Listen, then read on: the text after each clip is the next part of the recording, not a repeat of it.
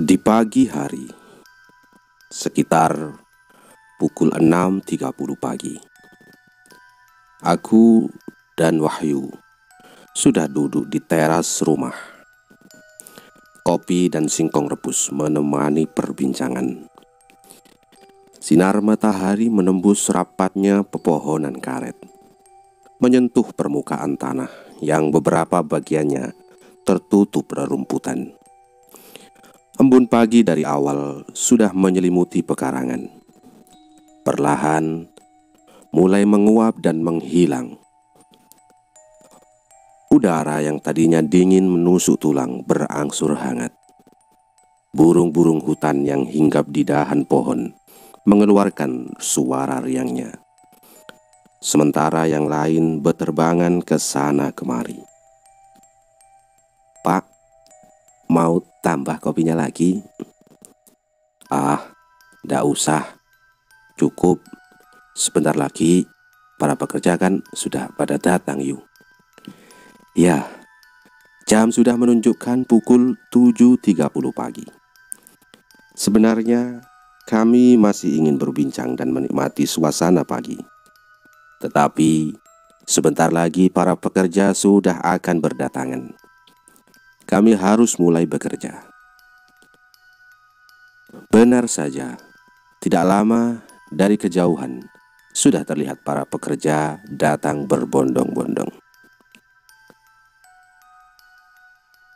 "Usman hari ini izin nggak kerja, Pak," kata Pak Adi. Dia salah satu pekerja yang sudah cukup umur. "Loh, kenapa, Pak? Ada apa dengan Usman?" "Ayahnya meninggal semalam, Pak. Memang sudah sakit berkepanjangan." "Innalillahi," kataku. Usman adalah salah satu pekerja yang masih muda. Usianya baru 18 tahun.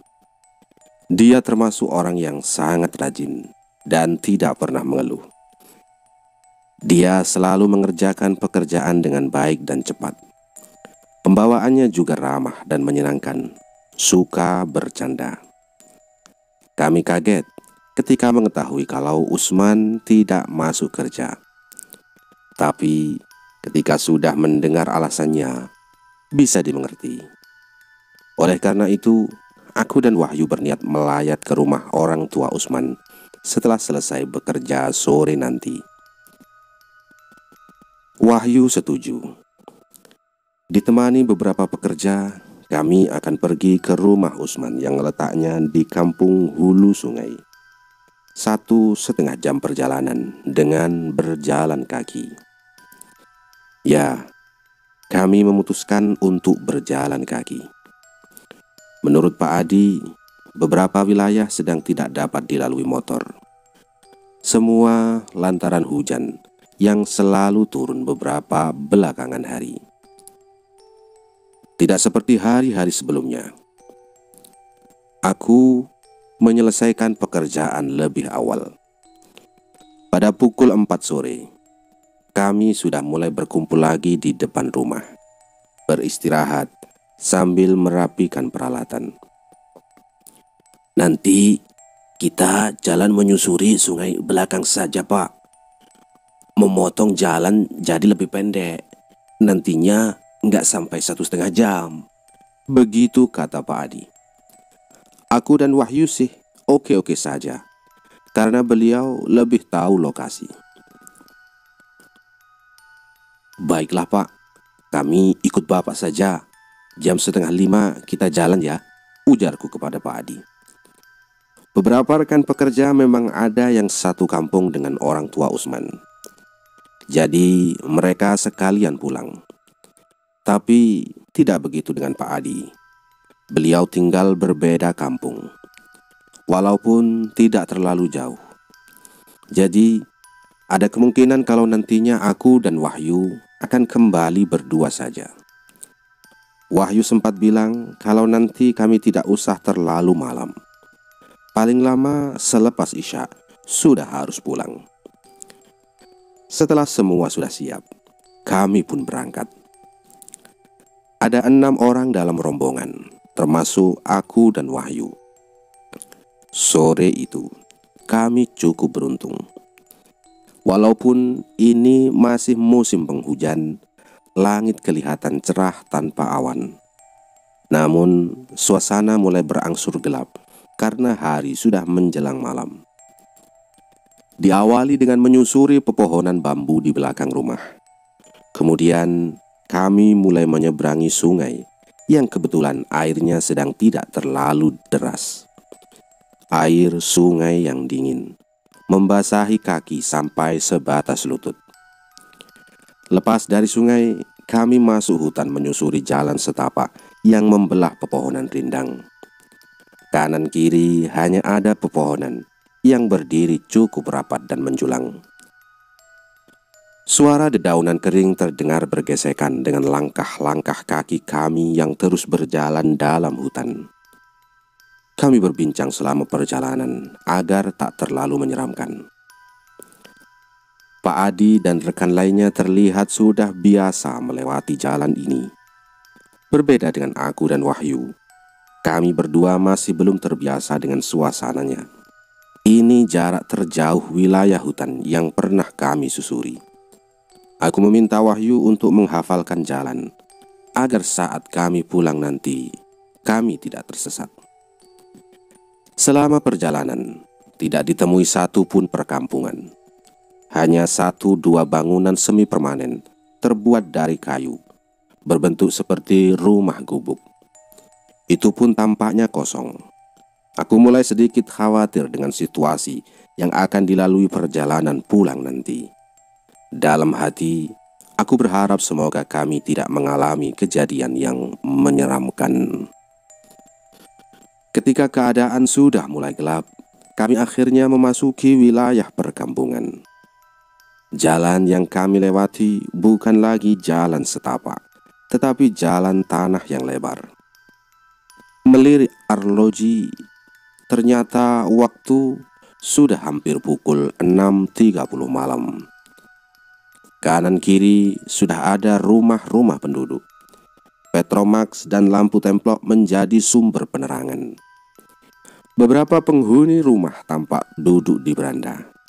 Sesekali, Pak Adi dan rekan lainnya bertegur sapa dengan penduduk yang berpapasan ataupun yang sedang bersantai di depan rumah.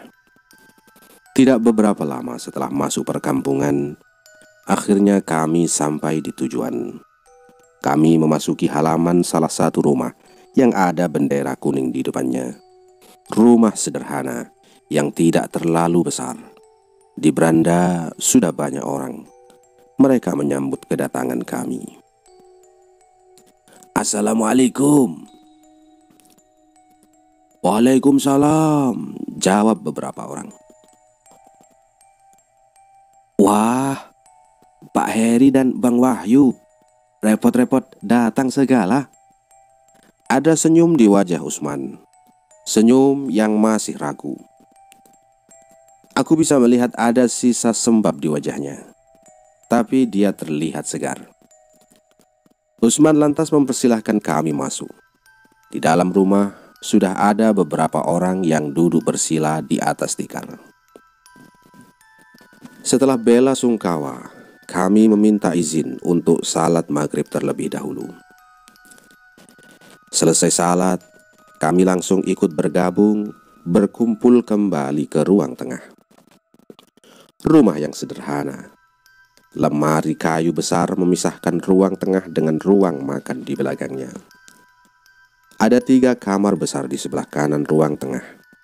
Sementara kamar satu lagi ada di belakang, bersebelahan dengan dapur dan kamar mandi. Beberapa bingkai foto hitam putih menempel di dinding. Dari situ, aku dapat melihat kalau Usman punya banyak saudara. Menurutnya, dia anak ke-8 dari 9 bersaudara. Adik perempuan satu-satunya masih sekolah. Sedangkan kakak-kakaknya, sebagian besar sudah tinggal memisahkan diri. Almarhum ayah Usman seorang petani. Memiliki sebidang sawah garapan yang letaknya tidak jauh dari tempat mereka tinggal. Almarhum sudah kami kuburkan siang tadi, Pak. Kalau tadi jalan ke sini lewat jalan pintas lewat hutan itu, Pak Heri pasti lewat pemakaman umum tempat ayah saya dimakamkan. Ya, sekitar setengah jam jalan kaki dari sini. Oh, jadi ternyata tadi sempat melewati pemakaman umum. Namun, kami tidak menyadarinya karena memang suasana sudah cukup gelap. Senter yang kami bawa pun tidak kami arahkan di sekitar kanan kiri. Kami cukup fokus untuk melihat jalan saja. Seperti Usman, keluarga dan para tetangganya juga sangat ramah. Walaupun tidak saling kenal dan masih dalam suasana duka, beberapa orang mengajak kami berbincang. Rencananya, selepas Isya nanti akan diadakan pengajian atau tahlilan. Usman bersikeras mengajak aku dan Wahyu untuk mengikutinya. Dengan sedikit terpaksa kami menyanggupi. Ya, sedikit terpaksa. Karena rencananya paling malam aku dan Wahyu akan pulang selepas Isya. Sebisa mungkin jangan terlalu malam, mengingat jalur pulang yang sungguh cukup menyeramkan. Tahlilan selesai setelah beberapa lama. Kami lanjut berbincang di beranda. Langit kelihatan cerah, bulan bersinar dengan terangnya. Satu persatu rekan pekerja perkebunan yang ikut bersama kami tadi berpamitan pulang. Sudah pukul 8:30 lewat sedikit, ketika hanya tinggal aku, Wahyu, Usman, Pak Adi, dan beberapa anggota keluarga yang lain. Sudah jam 8:30, kami pamit pulang ya, Man, ucapku. Gak menginap di sini saja, Pak. Besok pagi kita bareng jalan ke perkebunan. Usman mengajak kami bermalam di rumahnya. Tawaran yang sempat membuat aku dan Wahyu mempertimbangkan hal itu. Tapi melihat suasana duka yang masih menyelimuti mereka, kukira tidak pantas kami menginap. Lagi pula, malam tidak terlalu gelap. Kami memutuskan untuk pulang. Kami pulang saja, Man. Malam ini nggak terlalu gelap kok. Lagi pula, kamu belum perlu bekerja besok. Jangan memaksa untuk perkebunan. Ambillah libur barang 1 atau 2 hari lagi. Tapi Pak Heri dan Wahyu masih ingat jalan pulang kan? Kalau ada apa-apa, jangan ragu untuk kembali ke sini ya, Pak. Kami mengangguk mengiyakan. Setelah itu, Usman mempersilahkan kami pulang. Aku, Wahyu, dan Pak Adi kemudian melangkahkan kaki meninggalkan rumah Usman. Tapi sebelum berangkat, Usman meminjamkan sebuah obor minyak tanah untuk membantu penerangan dalam perjalanan. Wahyu yang membawa obor, sementara aku memegang lampu senter yang sudah kami bawa sejak berangkat tadi. Pak Adi ikut bersama kami, tapi dia bilang nantinya akan berpisah di jalan ujung kampung. Selebihnya, aku dan Wahyu akan melanjutkan perjalanan sendirian menembus hutan. Semoga bukan menjadi sebuah keputusan yang akan kami sesali. Sekitar 15 menit perjalanan, kami sampai juga di ujung kampung. Saya ke kiri mengikuti jalan ini ya, Pak. Pak Heri dan Wahyu ambil jalan lurus ini saja, terus sampai menemukan jalan masuk ke hutan tadi. Nggak takut kan, Pak? Tenang saja, malam ini nggak terlalu gelap kayaknya, kata Pak Adi. Iya, Pak, sampai besok ya, ucap Wahyu. Akhirnya kami pisah jalan. Jalan setapak semakin mengecil ketika kami mulai meninggalkan perkampungan. Dibantu dengan obor dan senter, kami mulai memasuki wilayah hutan. Kamu masih ingat jalannya kan, Yu? Ingat, Pak. Beberapa bagian jalan sudah saya tandai dengan tumpukan batu. Nggak akan kesasar, Pak, tenang aja. Berbeda dengan berangkat tadi, suasana hutan agak mencekam. Hanya suara langkah kaki kami dan sesekali binatang hutan terdengar. Tapi setelah sekitar setengah jam perjalanan, tiba-tiba langit berangsur jadi gelap. Awan menutupi bulan, menghalangi sinarnya. Kayaknya akan turun hujan, Yu. Iya, Pak, mulai mendung. Suara Wahyu terdengar mulai sedikit bergetar. Kami mempercepat langkah. Melangkah di jalan setapak yang kadang sedikit menanjak itu agak sulit. Belum lagi, kami menyusuri hutan rindang, hanya dibantu oleh cahaya obor minyak tanah dan senter yang tidak terlalu besar. Beberapa belas menit kemudian, hal yang ditakutkan terjadi. Gerimis mulai turun. Karena masih gerimis, kami memutuskan untuk terus berjalan. Jalan mulai sedikit licin. Kami harus hati-hati di dalam melangkah. Sudah sekitar setengah perjalanan ketika hujan semakin deras. Tubuh kami sudah mulai basah. Wahyu berusaha keras melindungi obor agar tidak padam. Hujan makin besar, Pak. Kita harus cari tempat berteduh. Berteduh di tengah hutan. Wahyu ini ada-ada saja, pikirku. Tapi tak lama dia menunjuk sesuatu. Aku panik. Kulihat arah jari telunjuknya, ternyata ada bangunan kecil di sebelah kanan. Kami langsung berlari ke tempat itu untuk berteduh. Syukurlah, obor masih tetap menyala. Itu cukup membantu penerangan kami yang sedang berteduh. Kami berada di teras bangunan berbentuk gubuk berukuran cukup besar. Gubuk itu kosong, banyak bagian yang berlubang, tapi masih bisa memberi atap untuk berlindung. Hujan semakin lama semakin deras. Kami mulai berbincang di tengah derasnya hujan. Sebuah siasat untuk mengalihkan pikiran. Tentu saja, kami mulai khawatir dengan keadaan ini. Malam semakin larut, sementara hujan belum memperlihatkan tanda-tanda berhenti. Kami berdiskusi sebentar, apakah akan melanjutkan perjalanan pulang atau kembali ke rumah Usman. Aku sendiri masih ragu karena mereka sedang berduka. Tak enak rasanya menumpang. Wahyu sendiri ingin kembali ke rumah Usman karena dia takut terjadi apa-apa kalau berdiam lama di sini. Hasilnya tetap bimbang. Lagi pula, kami sudah berada di tengah-tengah. Arah manapun yang akan diambil sepertinya akan memakan waktu yang sama.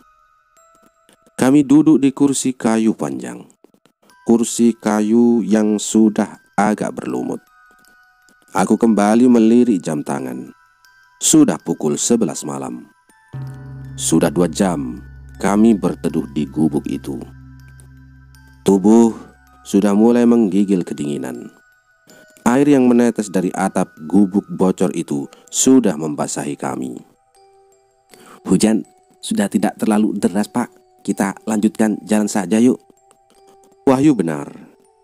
Hujan memang sudah berkurang intensitasnya. Sudah mulai menjadi gerimis sedang. Namun tetap saja kami akan basah kuyup apabila tetap nekat untuk melanjutkan perjalanan. Nanti saja yuk, tunggu sebentar lagi. Aku tahu Wahyu sedari tadi tidak enak perasaan. Terlihat dari raut wajah yang semakin menunjukkan kekhawatiran. Aku juga merasakan hal yang sama. Suasana di sekeliling mulai terasa berbeda. Entah kenapa, semakin mencekam. Aku menoleh ke arah Wahyu ketika dia tiba-tiba mencengkram tanganku cukup kuat. Perlahan, jari telunjuknya menunjuk ke depan, di sisi jalan setapak yang berseberangan. Aku langsung mengarahkan pandangan ke tempat itu. Hujan dan gelapnya malam menghalangi penglihatan. Aku tidak melihat apapun. Belum melihatnya. Ada apa sih, Yu? Ada orang berdiri di seberang, Pak. Wahyu menjawab terbata-bata. Kembali melayangkan pandangan ke tempat yang dimaksud. Kali ini aku menyorotkan senter. Aku belum bisa melihat apa-apa. Wahyu masih terdiam. Aku melihat kumpulan pohon pisang berdiri di pinggir jalan setapak. Beberapa daunnya bergoyang tertimpa air hujan. Aku menyisir pohon-pohon pisang itu dengan senter. Masih juga belum terlihat apa-apa. Terus ke sebelah kiri, Pak. Aku ikuti arahnya, menyisir pepohonan pisang dengan senter. Sorot senter kuhentikan pada satu tempat. Ya, pandanganku menangkap sesuatu. Ada sosok yang tengah berdiri di antara pohon pisang. Mulanya samar, tapi bentuknya sudah kelihatan jelas. Sepertinya sosok laki-laki yang sedang berdiri dengan posisi kaki agak lebar. Kedua tangannya seperti tengah berpegangan di belakang tubuhnya. Napasku tertahan, mulai ketakutan ketika akhirnya menyadari kalau ada yang aneh dengan sosok itu. Sosok itu ternyata berdiri tanpa kepala. Kami sama-sama diam, tidak berani bergerak atau berkata-kata. Kami ketakutan. Aku mematikan lampu senter yang ada di dalam genggaman. Penerangan hanya dari obor di tangan Wahyu. Dalam gelap, bayangan sosok tanpa kepala itu masih saja terlihat. Walaupun samar, Wahyu masih menundukkan kepala. Aku juga begitu, hanya berani melihat ke tempat lain. Sampai akhirnya hujan berangsur reda. Aku putuskan untuk lekas pulang. Ayo yuk, kita lanjut jalan. Tanpa pikir panjang, Wahyu langsung bergerak. Kami berjalan agak cepat. Sambil berhati-hati, Wahyu membawa obor itu. Takut mati terguyur gerimis. Sepanjang jalan, kami lebih banyak diam. Langkah kaki tidak dapat melaju lebih cepat lagi karena kondisi jalan yang becek. Isi kepalaku tidak karuan. Peristiwa yang baru saja terjadi masih membayang.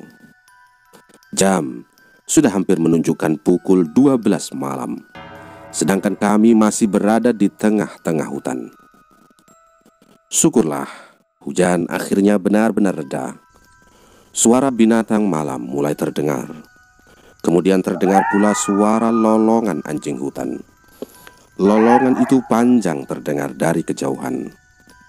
Tanpa sadar, kami kompak mempercepat langkah. Lebih cepat lagi, Pak, kata Wahyu. Ada apa, Yu?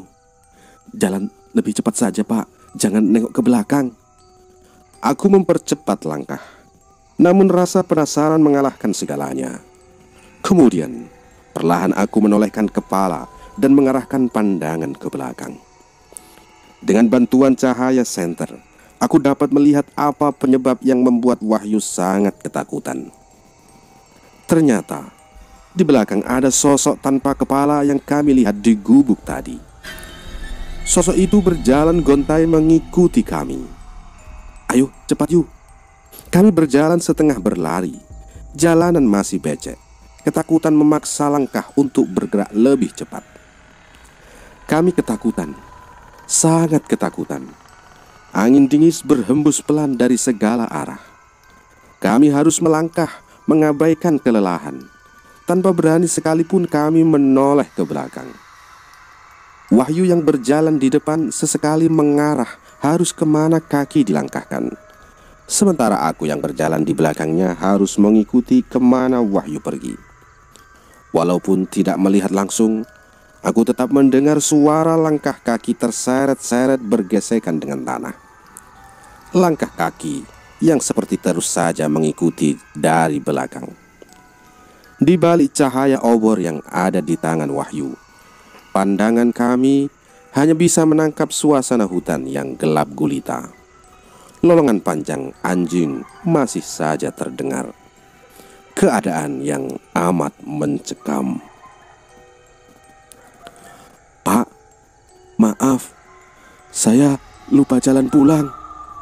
Sepertinya jalan ini sudah pernah kita lewati tadi.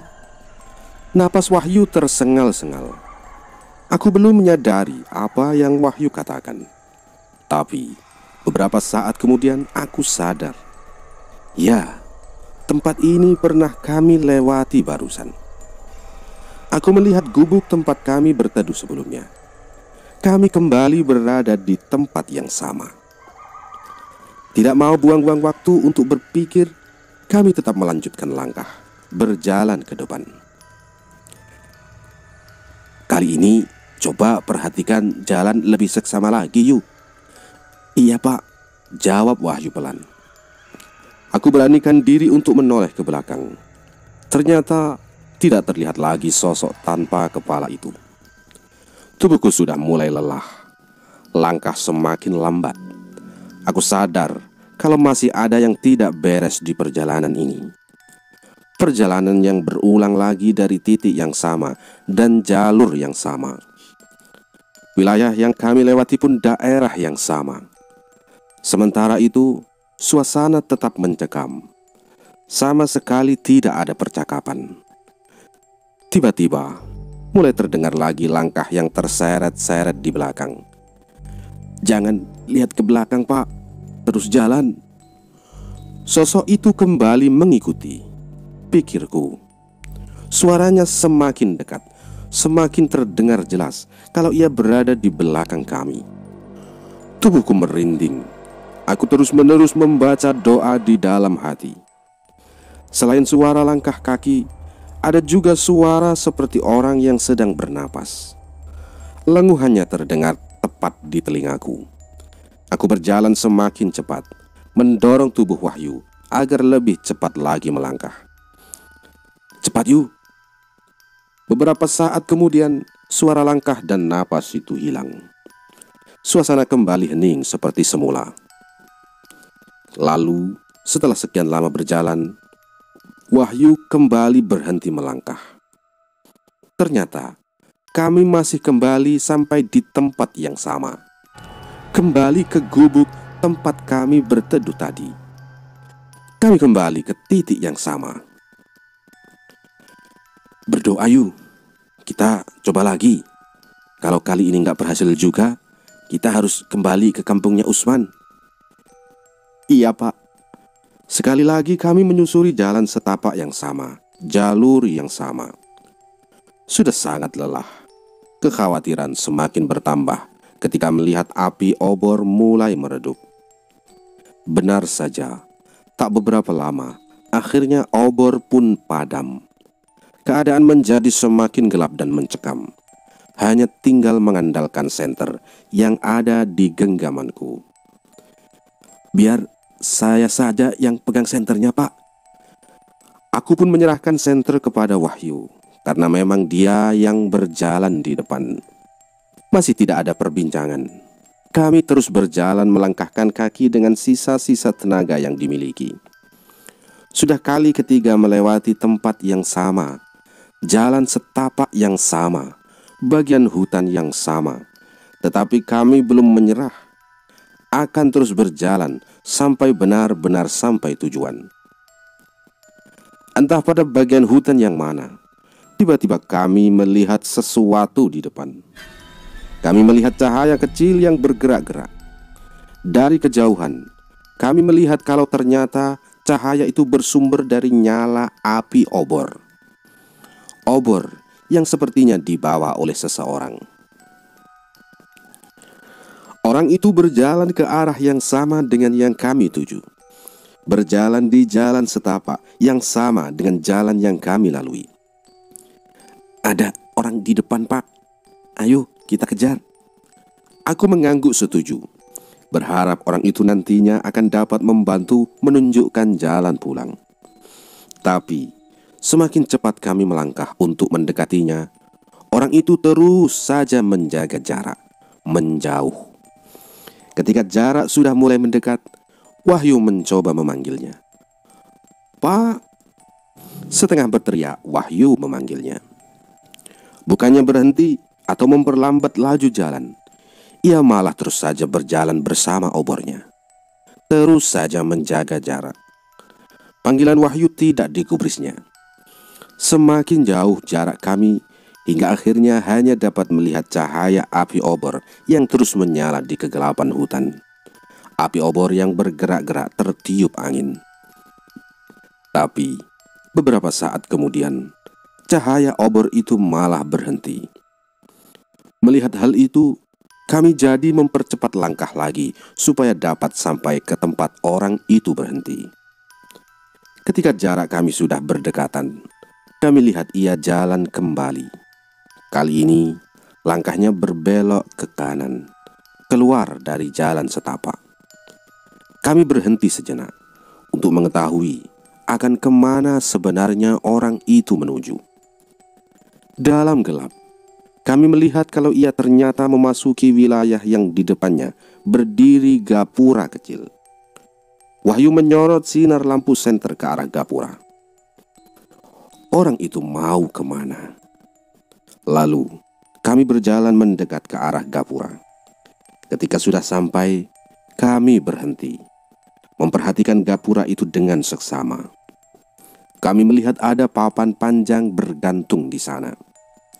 Kami mundur beberapa langkah, ketika akhirnya dapat membaca tulisan yang terpampang di atas gapura. Pemakaman Umum Desa Sindang Hulu. Wahyu lalu mengarahkan lampu senter ke arah pemakaman. Terlihat deretan nisan. Suasana sangat gelap dan mencekam. Kami berdiri diam ketakutan. Entah mengapa, senter Wahyu terus menjelajah ke setiap sudut pemakaman. Kemudian dia berhenti di satu makam yang di atas gundukannya masih terdapat bunga-bunga segar bertaburan. Ya, itu adalah makam baru. Dalam diam, kami mengarahkan pandangan ke sinar obor yang sejak tadi kami ikuti. Kali ini yang terlihat hanya tinggal nyala api obor di dalam gelapnya wilayah perkebunan. Obor itu sepertinya melayang berjalan sendiri. Tidak ada orang yang memegangnya. Benar, obor itu berjalan melayang sendiri, berjalan terus masuk wilayah pemakaman. Kami masih diam memperhatikan. Sangat berat kaki ini untuk melangkah pergi meninggalkan tempat ini. Kemudian, obor itu berhenti, diam di depan salah satu makam. Cukup lama diam, hanya apinya yang bergerak, bergoyang tertiup angin. Sampai akhirnya, kembali mulai bergerak perlahan ke arah kuburan yang ada di depannya. Nyala obor semakin lama semakin rendah, seperti bergerak hendak masuk ke liang kubur. Benar, cahaya obor itu lalu menghilang, masuk ke liang salah satu makam. Obor itu masuk ke kuburan. "Pak, kita lanjut jalan ya, Pak." Suara Wahyu bergetar dengan pelan, nyaris seperti berbisik. Tanpa bicara sedikit pun, aku mengangguk pelan. Kami berjalan meninggalkan pemakaman umum yang sangat menyeramkan itu, kembali menyusuri jalan setapak yang membelah hutan. Waktu seperti berhenti berputar. Isi kepala masih berkecamuk membayangkan kejadian-kejadian yang baru saja terjadi. Sangat aneh dan tidak masuk akal. Tubuh yang sudah sangat lelah seketika kembali seperti mendapatkan tenaga ketika dari kejauhan terdengar suara sungai. Alhamdulillah, kita sampai juga akhirnya. Iya, ayo lebih cepat lagi jalannya. Ayo, Pak. Benar saja, itu sungai yang dekat dengan belakang rumah. Kami berhenti di pinggirnya beberapa saat. Debit air lebih tinggi. Agak berbahaya kalau memaksakan menyeberang tanpa berhati-hati. Kami memantapkan niat beberapa saat. Kita harus nyebrang sekarang, Pak. Aku sudah capek. Kita harus sampai ke rumah. Wahyu benar. Jarak kami sudah sedemikian dekat dari rumah. Mau tidak mau, aku harus setuju dengan Wahyu. Kami harus menyeberanginya saat itu juga. Ayo kita nyebrang yuk. Kami langkahkan kaki masuk ke sungai. Semakin jauh melangkah, semakin tinggi debit airnya.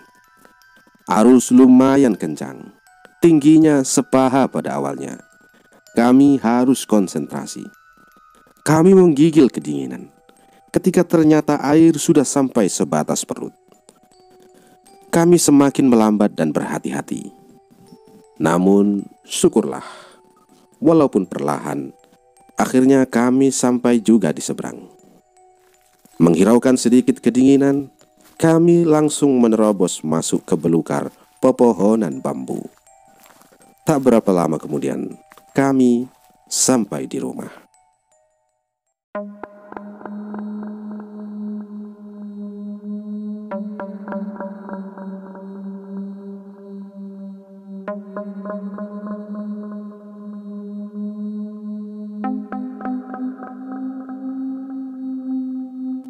Di suatu hari, motor kami menyusuri jalan setapak. Jalan yang sudah setahun lebih harus aku lalui kalau ingin ke kota.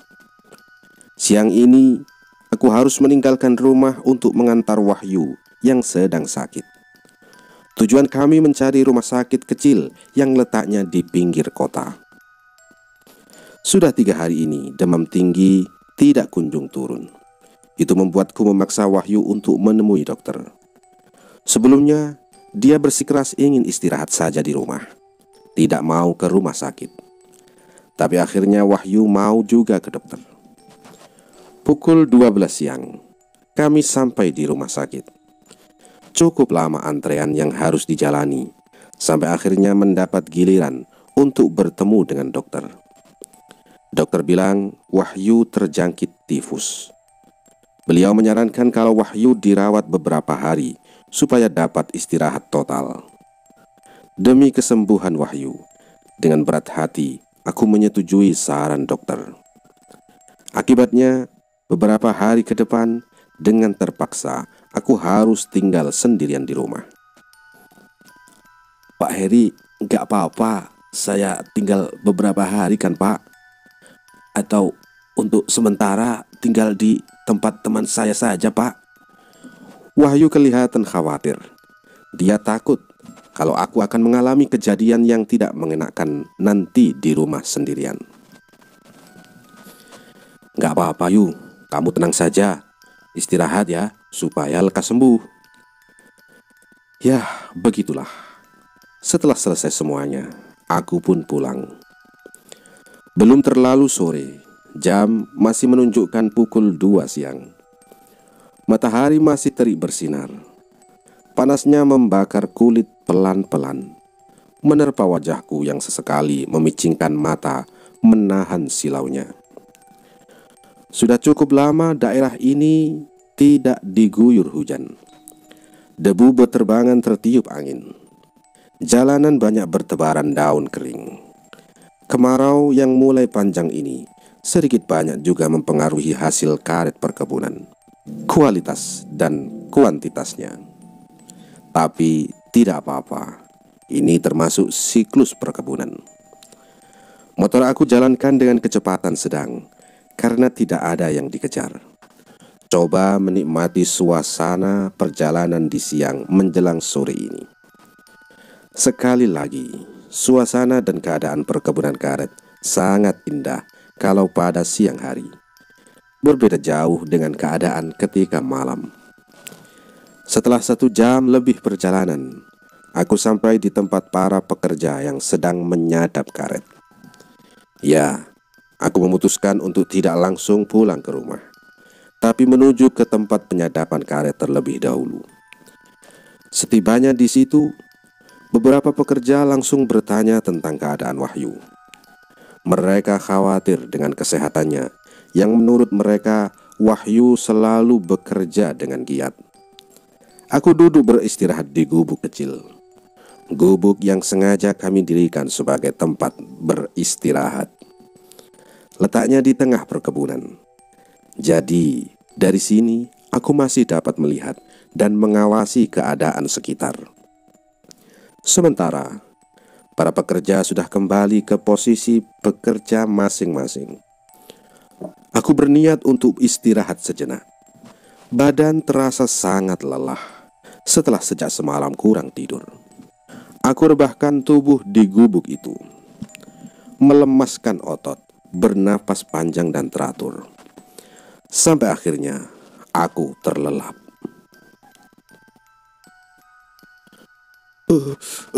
Jangan lari kau, mati kau. Ampun pak, ampun pak, ampun pak. Pak, Pak Heri, Pak, Pak Heri, bangun Pak. Suara Pak Husni, salah satu pekerja, dia membangunkanku dari tidur. Sepertinya mimpi buruk ya Pak. Bapak tidurnya sangat gelisah. Begitu kata Pak Husni. Mimpi yang sangat mengerikan. Entah apa artinya. Terang saja, tidurku tadi kelihatan resah dan gelisah. Di mimpi itu, aku melihat perkelahian dua kubu yang beranggotakan puluhan orang. Mereka saling pukul, saling bacok, saling bunuh, sangat sadis. Perkelahian ini terjadi di salah satu sudut perkebunan karet, bagian perkebunan yang aku mengenalinya. Aku melamun beberapa saat sambil duduk di gubuk, masih trauma dengan mimpi yang baru saja terjadi. Pak, sudah selesai Pak. Sekali lagi suara Pak Husni mengagetkanku. Dia mengajak pulang setelah pekerjaan sudah selesai semuanya. Lalu kami membubarkan diri, pulang ke rumah masing-masing. Semilir angin menembus masuk dari sela-sela jendela. Angin yang berhembus dingin nyaris menusuk tulang. Musim kemarau, tapi udara malah terasa dingin. Malam ini juga begitu. Udaranya lebih dingin dari biasanya. Aku duduk di ruang tengah sambil menikmati kopi dan mendengarkan radio. Sesekali membaca majalah lama yang isinya sudah aku hafal luar kepala. Sejak maghrib sampai sekarang pukul 9 malam, aku duduk dalam kesendirian, mencoba membuang rasa khawatir yang sesekali hinggap. Semoga ini bukan keputusan yang salah, memilih untuk tinggal di rumah sendirian daripada menumpang di rumah kawan. Ya, semoga saja. Sambil terus memperhatikan jam dinding yang bergerak sangat lambat, aku menyeruput kopi yang hampir hanya tinggal menyisakan dedaknya. Pukul 10 malam, dengan perasaan gundah, aku memutuskan masuk ke dalam kamar, mencoba untuk tidur. Seperti biasa, entah sudah menjadi sugesti atau bagaimana, ketika sedang benar-benar sendirian di rumah ini, perasaan perlahan menjadi tidak enak. Was-was. Ya, selalu seperti itu. Setelah sudah berada di kamar pun sama. Perasaan masih tidak enak. Pintu yang terbuka lebar membuatku bolak-balik melirik ruang tamu yang masih terang benderang karena lampu Petromax yang masih menyala. Tapi tetap saja ruang tamu kelihatan seram dan semakin mencekam. Kosongannya berbicara, sepinya seperti punya rencana. Beberapa kali aku coba untuk mengubah posisi tidur jadi menghadap dinding, membelakangi pintu. Tapi beberapa kali juga semakin jadi was-was. Kalau di belakang ada sesuatu yang sedang berdiri memperhatikan. Kalut. Isi kepala tidak karuan. Akhirnya kembali menghadap pintu, menghadap ruang tengah. Lelahnya hari ini membuat tubuh sangat letih. Aku butuh istirahat, butuh tidur. Syukurlah, tanpa disadari, kantuk mulai datang. Mata ini semakin berat dan semakin berat. Perlahan mulai terpejam. Akhirnya terlelap. Tengah malam aku terjaga. Bahasa Jawanya itu ngelilir. Tetapi mata belum benar-benar terbuka. Udara dingin menusuk tulang. Dinginnya masuk dari sela-sela jendela. pelan-pelan membuka mata, melirik jam dinding.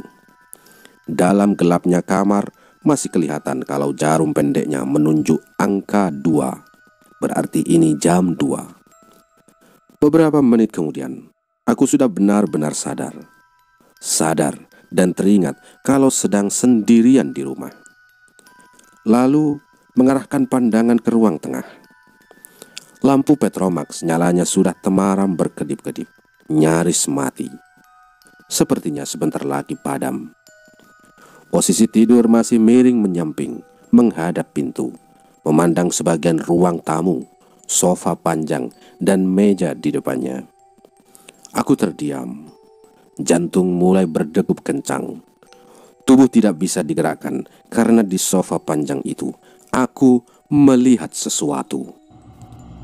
Di antara terang dan gelap dari cahaya Petromax yang berkedip-kedip, aku melihat ada sosok laki-laki sedang duduk di ruang tamu. Berpakaian serba hitam dari kepala hingga kaki. Sosok itu duduk di sofa panjang menghadap kamar. Duduk menghadapku yang tengah terbaring di atas tempat tidur. Ia hanya diam dengan mata menatap tajam lurus ke depan.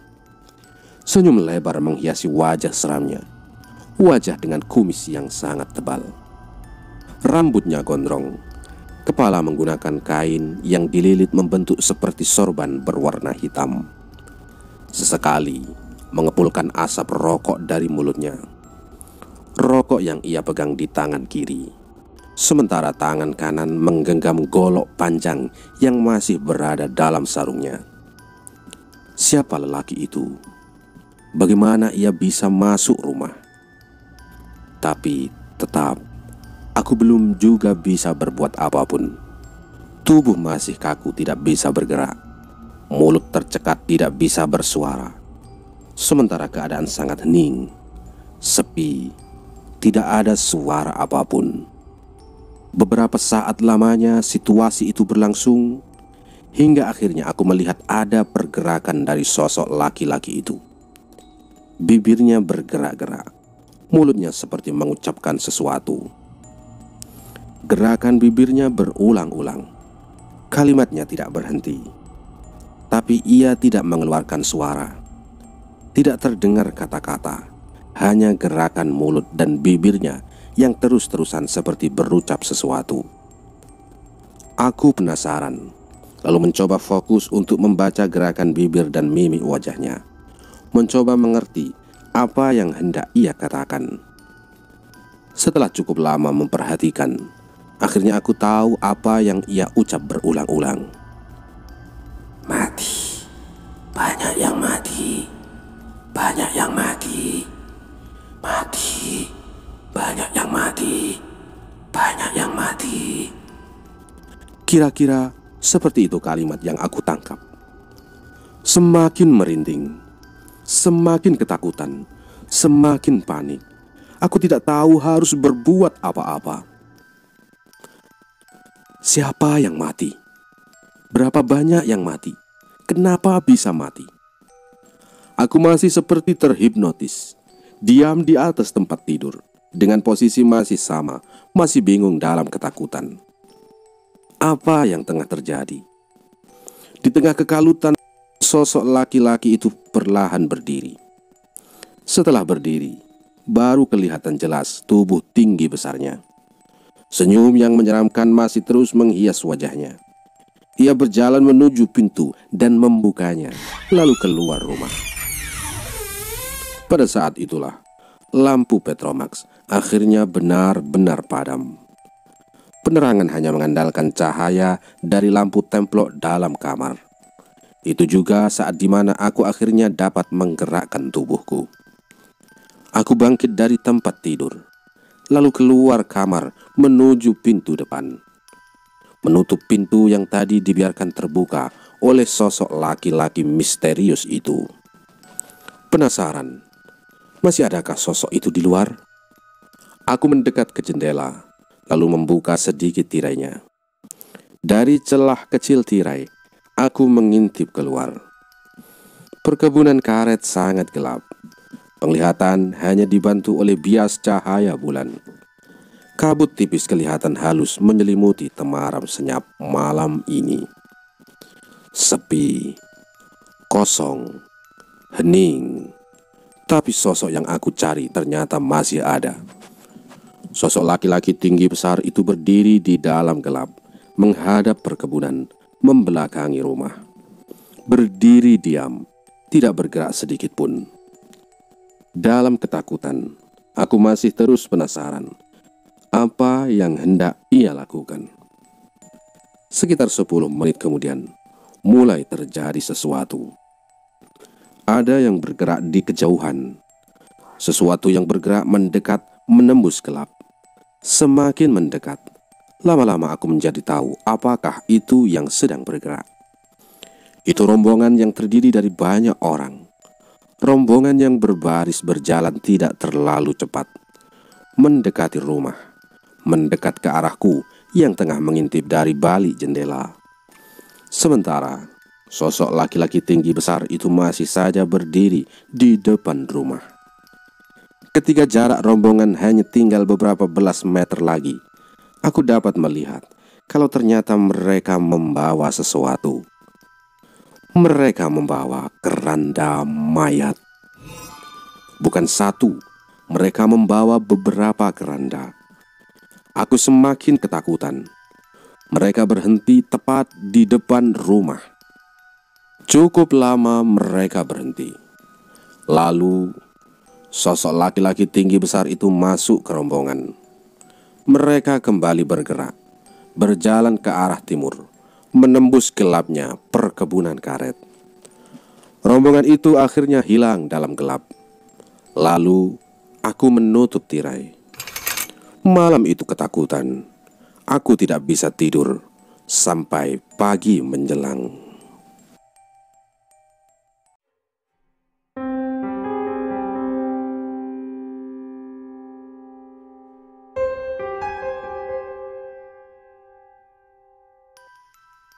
Di pagi harinya, tiba-tiba kami kedatangan Pak Lurah yang bertamu ke rumah kami. Dia pun berkata,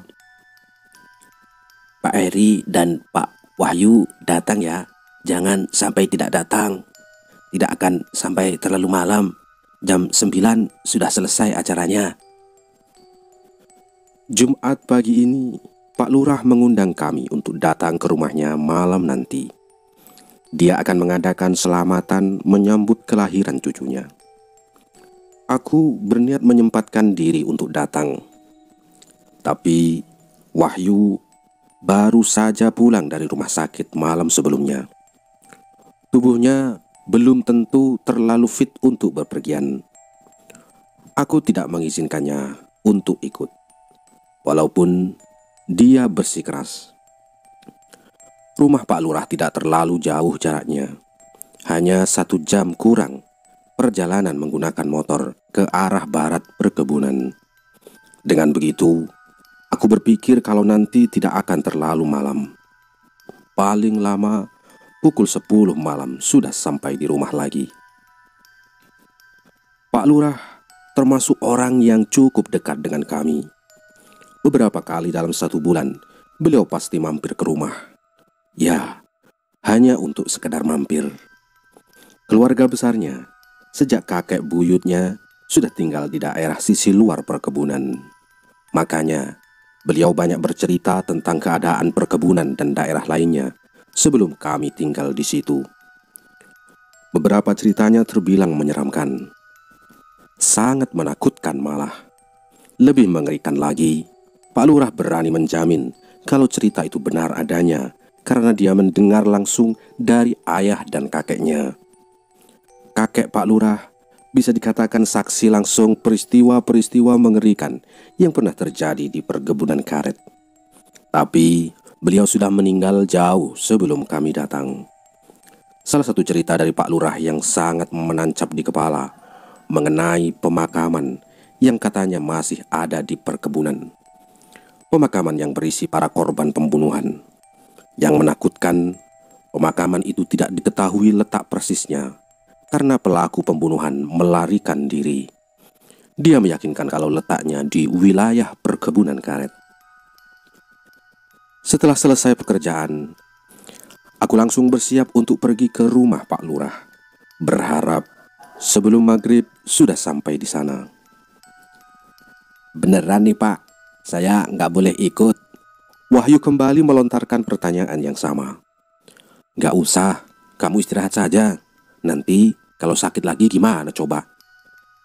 Pak Heri kan baru beberapa kali ke rumah Pak Lurah. Memangnya sudah hafal banget jalannya Pak. Lagian hutan di sebelah barat kan lebih rindang dari bagian lainnya. Kembali Wahyu melontarkan kalimat yang kali ini sedikit membuatku goyah. Memang wilayah hutan sebelah barat jauh lebih rindang dan sepi daripada wilayah lainnya. Karena itulah jarang ada orang yang berani melintasinya.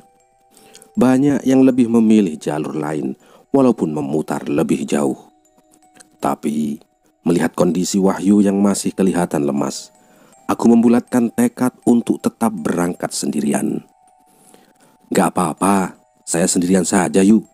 Toh nanti jam 9 sudah pulang lagi. Percakapan selesai, aku langsung keluar rumah untuk menyalakan mesin motor. Pukul 5 sore, matahari sudah terlihat malas menebar cahayanya. Ia memilih untuk mulai bersandar di ufuk barat, tetapi sinar kuningnya tetap masih baik hati menerangi bumi ini. Saya jalan dulu yuk, kamu jangan kemana-mana ya. Baik Pak, hati-hati di jalan. Setelah berpamitan, aku pun berangkat. Menelusuri jalan setapak, menembus perkebunan karet. Aku memacu motor dengan kecepatan sedang. Tidak terlalu cepat, tapi tidak lambat juga. Angin mulai terasa lebih sejuk karena sore sudah mendekati malam. Beberapa kali aku harus menutup wajah karena binatang kecil berterbangan menghalangi jalan. Seingatku, baru 2 atau 3 kali melalui jalan ini. Itu pun berdua dengan Wahyu. Ya, sedikit lupa, membuatku harus berhenti beberapa kali ketika jalan setapak bercabang 2. Harus memilih salah satunya. Awalnya, ketika menemui jalan bercabang, masih yakin dengan jalur yang dipilih. Tapi, lama-kelamaan mulai ragu karena yang aku ingat jalan yang ditempuh seharusnya lebih banyak menanjak. Ini malah selalu menurun. Apalagi ketika sudah melewati wilayah perkebunan karet dan mulai memasuki hutan rindang, aku semakin ragu. Sekali lagi melirik arloji. Jam masih pukul 6 kurang 10 menit. Suasana semakin remang. Sepertinya sebentar lagi akan gelap dan masuk waktu maghrib. Aku menyalakan lampu motor untuk membantu penglihatan, sambil terus menyusuri jalan hutan yang semakin lebat pepohonannya. Berbeda dengan di awal perjalanan, aku mulai merasa asing dengan suasananya. Seperti belum pernah melalui jalur ini. Sama sekali tidak kenal wilayahnya. Belum ada perasaan takut atau was-was. Aku tetap melanjutkan perjalanan. Sampai ketika di satu tempat, aku menghentikan laju motor. Kenapa? Karena merasa pernah melewati jalur ini sebelumnya. Ada 2 pohon besar menjulang tinggi berdiri di kanan dan kiri jalan. Aku yakin kalau beberapa belas menit yang lalu sudah melewatinya. Aduh, kok balik lagi ke sini lagi ya? Aku bertanya dalam hati. Lantas, tanpa pikir panjang, kembali melanjutkan perjalanan. Sekali lagi melirik arloji, sudah pukul 6 lewat 15 menit. Tidak jauh dari tempat 2 pohon besar itu, aku menemukan jalan yang bercabang lagi. Sebelumnya, ketika melewati jalan yang sama, aku memilih jalan ke kanan. Untuk yang kedua kali ini, aku memilih jalur yang kiri, dengan harapan tidak akan kembali ke tempat yang sama. Ternyata salah. Kira-kira 15 menit kemudian, aku kembali ke titik yang sama. Jalan setapak yang di kanan kirinya ada pohon besar dan rindang tadi. Perasaan mulai tidak enak. Sekali lagi, aku menghentikan laju motor tepat di bawah 2 pohon besar. Perasaan semakin was-was ketika untuk kesekian kalinya Aku melirik jam tangan. Aku kaget karena jarum jam belum beranjak dari pukul 6:15. Waktu tidak berubah dari terakhir kali aku melihat arloji. Padahal jarum jam terus berputar normal, tidak mati. Mulai terucap kalimat-kalimat doa di dalam hati. Aku sadar kalau ada yang tidak beres. Hutan sekeliling sudah gelap total. Hanya lampu motor yang menyinari sekitar. Sekali lagi, aku melanjutkan perjalanan melewati jalur yang sama. Kali ini memacu motor dengan lebih cepat. Lalu, untuk ketiga kalinya, aku kembali ke titik yang sama. Yang lebih mengherankannya lagi, ternyata jarum jam belum juga beranjak dari pukul 6:15. Lemas. Aku kembali menghentikan motor tepat di bawah 2 pohon besar itu. Kembali membaca doa, kalimat permohonan kepada Allah Subhanahu wa Ta'ala supaya diberikan keselamatan dan kemudahan dalam perjalanan. Lalu, tak berapa lama aku pun melanjutkan perjalanan. Kali ketiga, melewati jalur yang sama. Aku melihat sesuatu yang membuat harus menginjak pedal rem dalam-dalam. Setelah motor berhenti, aku mengarahkan lampu motor ke tempat sesuatu yang menarik perhatian itu. Di sebelah kiri jalan, ada seseorang yang sedang berdiri diam menghadap jalan. Posisiku di sebelah kanannya. Jarak kami hanya beberapa meter, cukup dekat. Orang itu berwujud laki-laki, menggunakan pakaian serba hitam, menggunakan caping di kepalanya. Tangan kanan menggenggam tongkat setinggi pinggang. Ia hanya diam berdiri, tidak bergerak sama sekali, menatap ke arah gelapnya hutan. Tapi entah kenapa, tidak ada rasa takut sedikit pun yang muncul ketika sudah melihat benar-benar orang itu. Aku malah berniat untuk lebih mendekat dan bertanya tentang arah jalan yang benar menuju rumah Pak Lurah. Perlahan aku maju mendekat, sampai akhirnya benar-benar sudah berada tepat di depannya. "Oh, maaf Pak, jalan ke rumah Pak Lurah kemana ya? Masih jauh nggak ya Pak?" Tanya aku kepada orang itu. Kebetulan di depan kami ada jalan bercabang 2. Jalan cabang yang sebelumnya sudah aku lalui 3 kali. Sosok itu hanya diam berdiri. Aku tidak berhasil melihat wajahnya dengan jelas karena gelapnya situasi. Sampai akhirnya beliau bersuara juga. "Ke kiri, sesudah itu ke kanan." Dengan suara datar tanpa ekspresi, ia memberi petunjuk jalan. "Ya, terima kasih Pak. Bapak mau kemana? Ikut saya saja Pak." Ia menggelengkan kepalanya. "Baiklah Pak, saya jalan dulu. Terima kasih Pak." Lalu aku melanjutkan perjalanan. Aku ikuti petunjuk yang diberikan bapak itu. Sekali lagi melirik jam tangan, masih di pukul 6:15.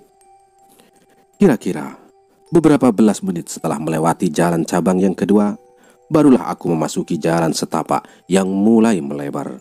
Lalu mulai melihat ada beberapa rumah di kanan kiri. Saat itu baru bisa mengenali. Akhirnya mulai memasuki wilayah desa di mana Pak Lurah tinggal. Lega rasanya. Beberapa menit kemudian, aku sampai di rumah Pak Lurah, memasuki halamannya dan memarkirkan motor. Aku melirik jam tangan, jarumnya sudah mulai meninggalkan pukul 6:15. Aneh, sungguh benar-benar aneh. "Pak Heri, masuk Pak, masuk silakan. Kok awal sekali Pak, kan acaranya setelah Isya." Pak Lurah menyambut ramah di depan rumah dengan senyum lebarnya. "Iya Pak, sengaja supaya belum gelap lewat hutan tadi." Setelah itu aku meminta izin untuk sholat maghrib di rumahnya. Rumah sudah agak ramai ketika aku kembali ke ruang tamu. Beberapa anggota keluarga dan tetangga sekitar sudah berkumpul. Aku pun ikut bergabung. Beberapa tamu adalah pekerja perkebunan karet yang selalu bertemu denganku setiap harinya. Lalu kami berbincang sambil menunggu waktu Isya. Dalam perbincangan itu, sesekali Aku masih memikirkan kejadian yang baru saja aku alami dalam perjalanan tadi. Kejadian yang aneh.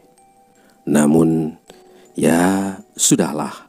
Aku masih bisa bersyukur karena bisa sampai tujuan tanpa kekurangan suatu apapun. Pak Heri sudah berapa lama bekerja di perkebunan karet itu? Pertanyaan tiba-tiba muncul dari seorang bapak yang kutaksir sudah berusia 50 tahunan. Ketika itu aku sedang duduk sendirian di teras rumah mencari udara segar. Beliau duduk di sebelahku sambil menyalakan rokok di tangannya. Oh itu Pak, kira-kira ya sudah 1 tahun lebih lah Pak, Jawabku. Wah, sudah lama juga ya, kuat juga tinggal di situ. Bapak itu melontarkan kalimat dengan senyuman. Kuat gimana Pak? Oh, saya mau cerita sedikit, tapi nanti jangan ketakutan setelah mendengarkan ya. Aku kan sudah terbiasa dengan ketakutan-ketakutan di rumah itu, gumamku dalam hati. Jadi, sebelum perusahaan Pak Heri mengambil alih perkebunan itu, sudah 2 kali ada perusahaan swasta yang coba mengolahnya. Tapi hanya bertahan sebentar. Sepanjang yang saya ingat, keduanya hanya bertahan kurang dari 1 tahun Pak. Bapak itu mulai bercerita cukup panjang. Bapak tahu alasannya kenapa bisa seperti itu Pak? Aku mulai penasaran. Alasannya pastinya saya kurang tahu. Tapi menurut penduduk di sini yang pernah bekerja di tempat ini, katanya sih nggak ada karyawannya yang tahan di perkebunan itu. Nggak ada yang kuat tinggal berlama-lama di rumah yang akhir ditinggali sekarang. Banyak gangguan yang mengerikan, terornya menakutkan. Bahkan ada 1 orang karyawan yang katanya menghilang Pak. Sampai sekarang nggak pernah ditemukan lagi. Glek. Aku menelan ludah mendengarnya. Lalu dia melanjutkan. Tapi sepertinya Pak Heri orang yang kuat dan pemberani. Buktinya sampai sekarang saat ini masih bisa bertahan. Iya Pak, kami nggak merasakan hal-hal aneh kok. Aku pun berbohong juga akhirnya. Tidak lama kemudian Pak Lurah muncul dari dalam rumah. Ayo, sholat isya dulu. Acara akan dimulai. Aku agak lega ketika baru pukul 8 lewat sedikit, tetapi pengajian sudah selesai. Bersyukur karena berarti tidak harus pulang larut malam. Tapi baru saja berniat untuk pamitan, Pak Lurah mengajak untuk makan malam. Tidak enak untuk menolaknya. Akhirnya aku ikut ajakannya. Lalu kami berkumpul untuk makan malam di ruang tengah. Ruang ini tergolong besar. Ada beberapa kamar di dalamnya. Menurut Pak Lurah, kedua anaknya yang sudah menikah dan sudah memiliki anak masih tinggal bersamanya. Sedangkan anak yang pertama sudah memisahkan diri dengan merantau keluar pulau. Rumah besar dengan desain minimalis, tapi masih nyaman untuk ditinggali. Langit-langit tinggi membantu suhu di dalamnya menjadi cukup dingin karena udara mengalir dengan baik. Foto-foto figura dengan berbagai macam ukuran tergantung pada dinding ruang tamu. Lemari kayu besar berdiri kokoh memisahkan ruang tamu dengan ruang tengah. Istri dan anak perempuan Pak Lurah hilir mudik melayani tamu dengan menghidangkan kue-kue dan minuman teh ataupun kopi. Sementara aku sudah mulai melirik jam dinding. Sudah hampir pukul 8:30. Pak Heri sudah menginap sini saja ya. Besok pagi saja pulangnya. Sepertinya Pak Lurah menangkap gelagatku yang sudah gelisah ingin pulang. Saya harus pulang Pak. Wahyu sendirian di rumah. Masih sakit. Kan jadi mumpung belum terlalu malam, saya pamit pulang ya Pak. Terima kasih atas jamuannya. Akhirnya aku memberanikan diri untuk pamit. Tetapi Pak Lurah masih bersikeras menyuruh menginap di rumahnya. Tidak, aku harus pulang. Tidak tega meninggalkan Wahyu sendirian di rumah di dalam keadaan yang belum benar-benar sehat. Ya sudah, kalau Pak Heri memaksa untuk pulang. Hati-hati ya Pak. Kalau ragu, Pak Heri bisa kembali lagi ke sini. Jangan nekat. Di halaman rumah, Pak Lurah akhirnya melepas aku untuk pergi. Sejujurnya, ada sedikit keraguan kalau mengingat peristiwa aku yang kesasar dalam perjalanan berangkat tadi. Tapi ya sudahlah, aku harus pulang. Masih belum terlalu malam juga. Setelah menyalakan mesin motor, aku melaju meninggalkan rumah Pak Lurah. Desa tempat Pak Lurah tinggal termasuk desa yang besar dan luas. Tapi tetap saja, ketika melintas di tengah-tengahnya pada pukul 8:30 malam, aku tidak melihat lagi ada penduduknya lalu lalang di luar rumah. Suasananya sudah sepi. Jalan tanah selebar kira-kira 3 meter. Aku susuri dengan pasti, mengarah ke wilayah hutan yang rindang dan luas. Sekitar 15 menit kemudian, dari kejauhan, aku sudah dapat melihat gapura besar. Gapura itu menandakan batas desa.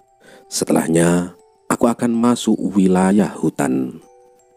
Jalan setapak yang hanya tinggal satu jalur kecil menandakan kalau aku sudah meninggalkan wilayah desa. Angin dingin menyergap wajah dan tubuh ketika sudah benar-benar masuk hutan. Gelapnya langsung menyelimuti. Redupnya tebaran cahaya lampu motor sedikit membantu penglihatan. Memacu motor dengan kecepatan sedang. Beberapa menit perjalanan, aku masih mengenali jalur yang dilewati. Cahaya bulan cerah sedikit menembus pepohonan di beberapa bagian hutan. Sebagian besar lainnya hanya gelap gulita. Deru mesin motor menjadi satu-satunya suara yang terdengar. Walau sesekali suara patahan dahan kering melintang terlindas roda motor juga memecah kesunyian. Dalam pikiranku, hanya ingin cepat-cepat menembus hutan dan sampai di rumah. Kira-kira sudah setengah jam perjalanan. Gelapnya malam membuat aku sama sekali tidak bisa melihat dengan jelas pukul berapa pastinya. Beberapa kali melirik arloji yang melingkar di tangan, tidak ada hasil. Masih kelihatan gelap. Namun, ketika motor masih melaju normal, tiba-tiba aku menginjak pedal rem dalam-dalam. Ada sesuatu di depan. Sesuatu yang cukup membuat aku jadi terheran-heran. Aku melihat ada jembatan kayu. Ya, jembatan kayu. Aneh, karena baru kali ini melihat ada jembatan kayu di hutan. Ketika berangkat tadi pun, aku tidak melihatnya. Aku sama sekali tidak mengenalinya. Jembatan kayu yang tidak terlalu besar. Bagian bawahnya tersusun dari papan yang berbaris membentuk pijakan. Lebarnya kira-kira cukup untuk 2 motor berlintas bersamaan. Aku belum mengetahui apa yang berada di bawahnya. Apakah sungai kecil atau hanya cekungan tanah? Masih duduk di atas motor, aku berpikir keras untuk memilih. Apakah harus berputar balik kembali ke awal atau nekat melanjutkan perjalanan melewati jembatan?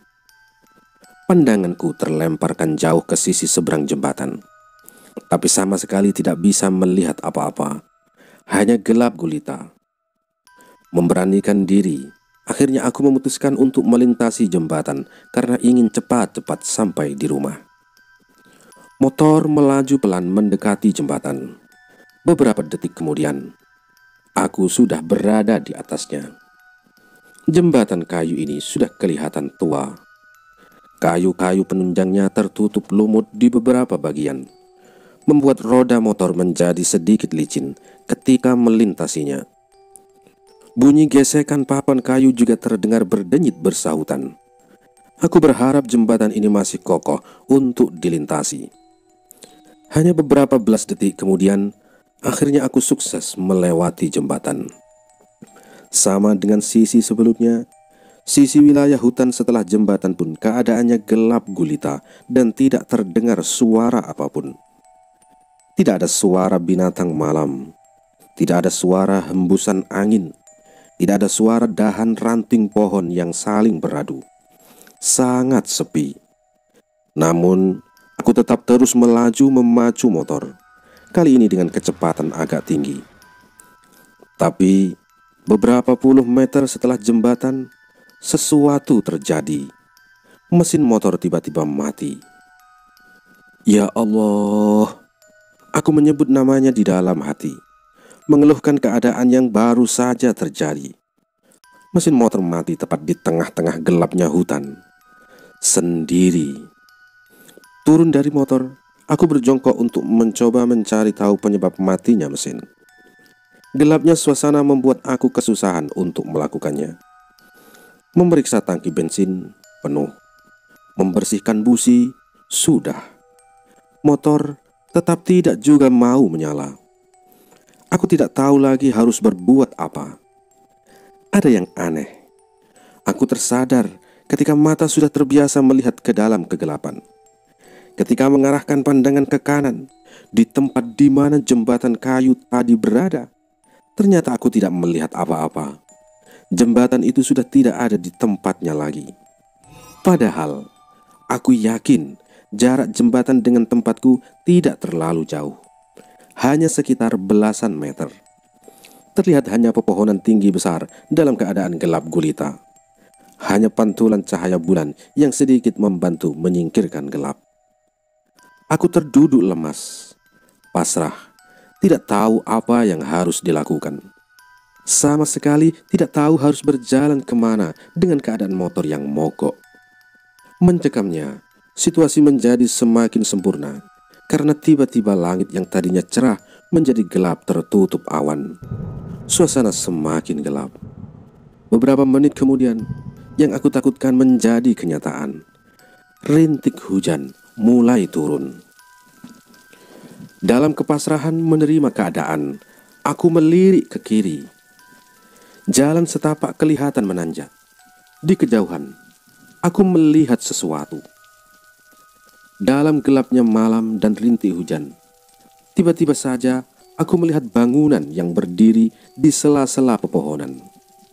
Jaraknya tidak terlalu jauh, mungkin hanya beberapa puluh meter dari tempatku saat itu.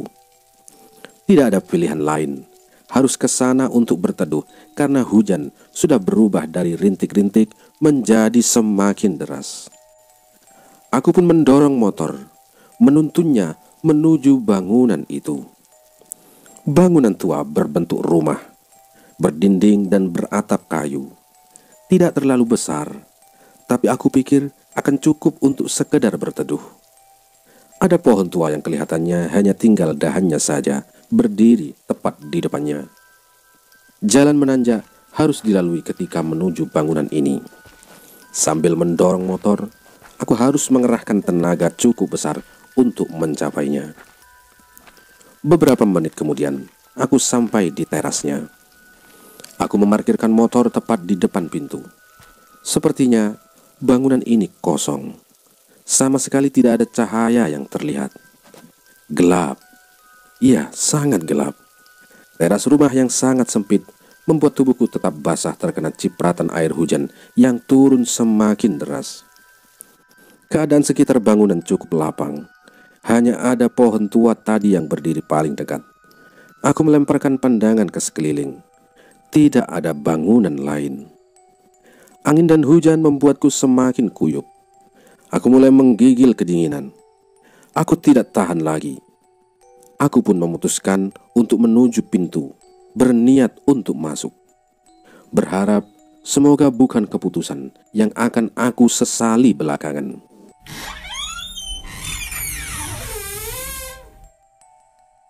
Bangunan ini kosong ketika aku sudah berada di dalamnya. Di depan pintu yang tadi tidak terkunci, aku berdiri beberapa saat untuk memperhatikan sekitar. Ruang kosong berbatas dinding kayu pada setiap sisi. Hanya ada kursi tua yang teronggok dekat pintu ditemani meja kayu di hadapannya. Perlahan, aku masuk melangkah dengan keadaan gelap. Masih berdiri di dekat kursi, aku melihat ada pintu terbuka lebar pada dinding yang ada di seberang. Jarak pintu belakang sekitar 7 meter dari tempat aku berada. Di balik pintu belakang, ada ruangan yang sangat gelap.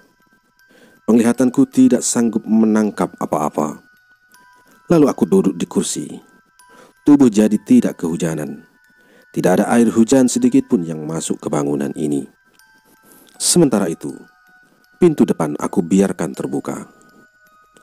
Cukup lama duduk diam di dalam gelap, sementara hujan di luar terus turun dengan derasnya, disertai angin kencang bertiup memperkeruh suasana. Tiba-tiba,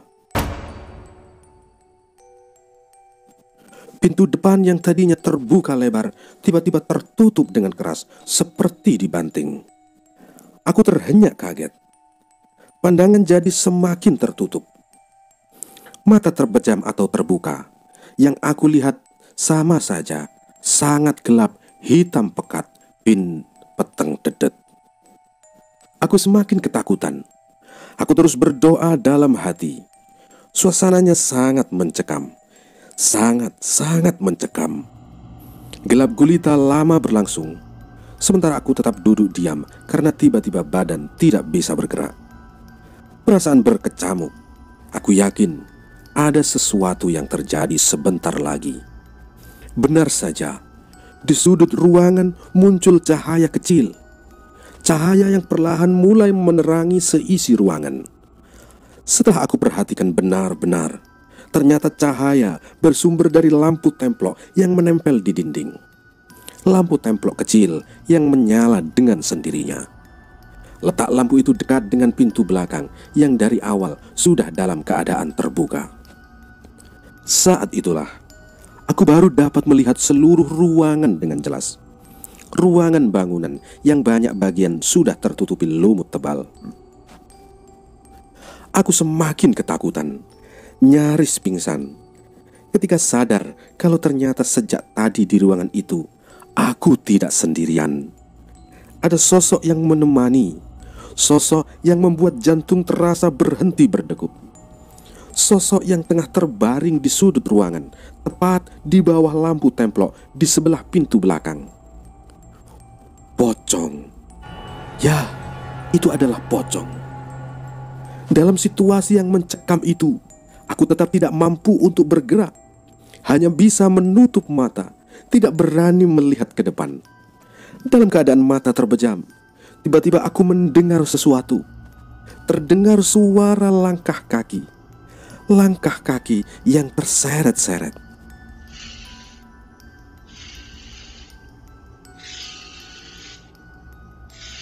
Langkah kaki yang berasal dari ruangan belakang. Langkah kaki yang semakin lama semakin mendekat. Sepertinya ada sosok lain lagi yang juga sedang berada di dalam ruangan. Penasaran, perlahan aku membuka mata. Benar, ternyata ada satu sosok lagi yang berjalan mendekat. Berjalan gontai dengan langkah kaki yang terseret-seret. Darah melumuri tubuhnya, mengucur dari leher yang putus tanpa kepala. Ya, sosok yang sedang berjalan gontai mendekat itu tanpa kepala. Tanpa kepala. Aku panik, tidak bisa bernafas. Sesak dada ini ketika jarak kami hanya tinggal beberapa puluh sentimeter. Aku pun tidak ingat apa-apa lagi.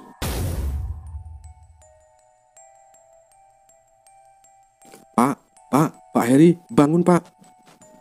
Aku mendengar suara Wahyu membangunkanku dari tidur panjang. Ketika sudah membuka mata, aku melihat ada Wahyu bersama dengan Pak Lurah dan beberapa pekerja perkebunan.